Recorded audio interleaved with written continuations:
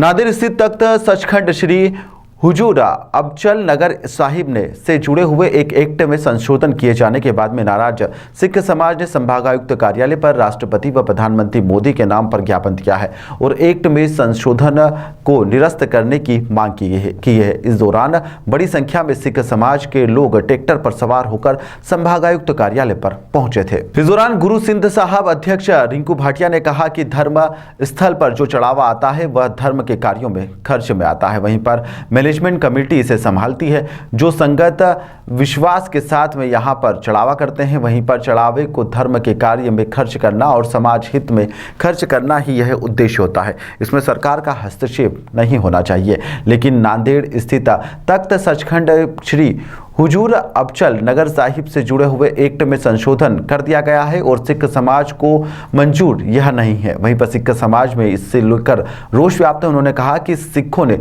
देश को आज़ाद कराने के लिए सबसे अधिक बलिदान दिया है, सबसे ज़्यादा 90% शहादत सिख समाज की है। उन्होंने कहा कि एक बार फिर किसान आंदोलन वापस गरमाने लगा है और धर्म स्थलों पर हस्ताक्षर किया जा रहा है, मतलब उनमें हस्तक्षेप किया जा रहा है। इसलिए सरकार से विनती है कि वह सिख समाज से जो हस्तक्षेप कर रही है वह ना करे। इसी मांग को लेकर राष्ट्रपति और प्रधानमंत्री के नाम संभागायुक्त को उन्होंने ज्ञापन भी सौंपा है।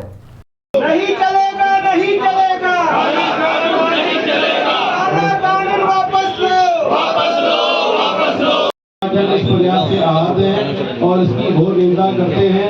संपूर्ण सिख समाज का आग्रह है कि इस प्रकार का पुनर्गठन के निर्णय को रद्द किया जाए।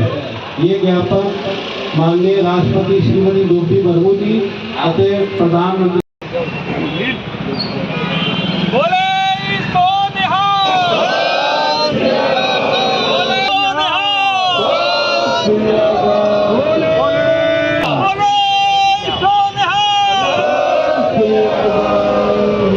को कोई परेशानी नहीं है, अपना अपना काम अपने तरीके से लोग कर रहे हैं।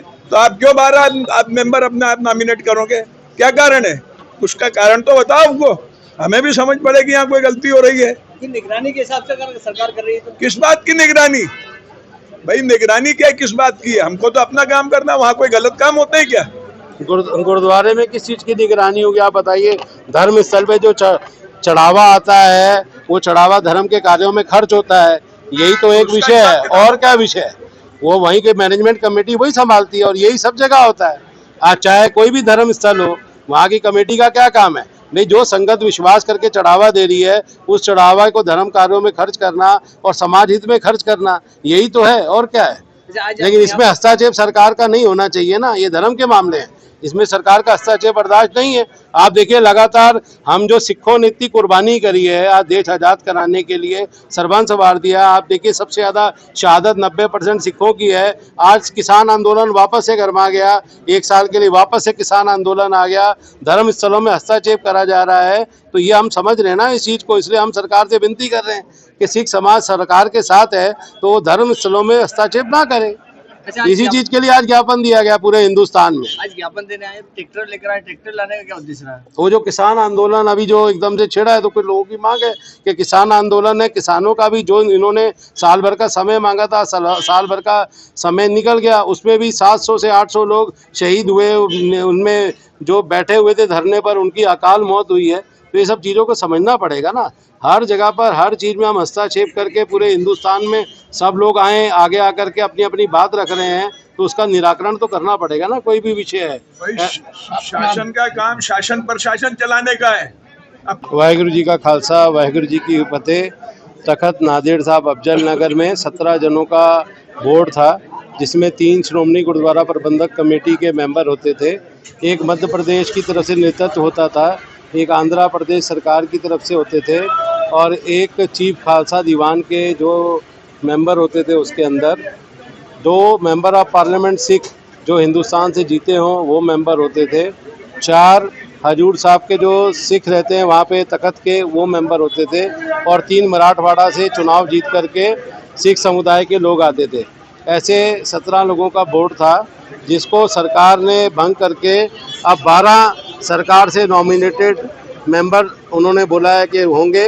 2 श्रोमणी गुरुद्वारा प्रबंधक कमेटी के होंगे और 3 मराठवाड़ा से जो जीत के आते हैं चुनाव, उनको अधिकृत किया गया है। ऐसे 17 लोगों का बोर्ड मेंबर बनाया गया है।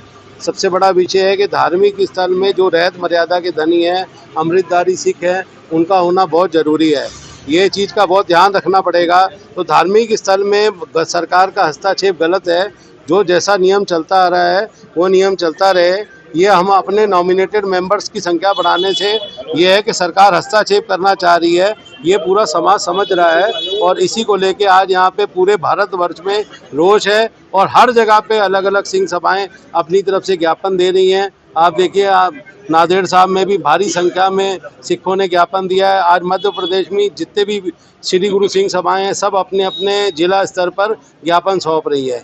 महाराष्ट्र सरकार किस तरह से अपने लोग बिठाकर वहाँ वो करना चाह रही है? देखिए, अब जब 12 नॉमिनेटेड मेंबर्स होंगे और आपका रेशो 5 का रह गया तो फिर आपकी जो बहुल होगा वही बहुल होएगा ना।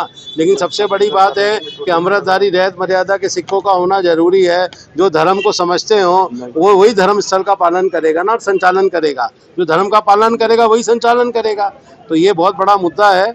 इसमें सरकार ने जो अभी ये संशोधन करा है, इसको रद्द करके जो पुराना कानून है वही रहे और ये काला कानून वापस लेना चाहिए। नहीं हुआ इसमें कुछ संशोधन, तो क्या करेंगे आप? नहीं, अब रद्द कर रहे हैं उसको, उसकी मांग। आखिर इसका क्या कारण है कि वो इस प्रकार से 12 लोगों को नॉमिनेट कर रहे हैं?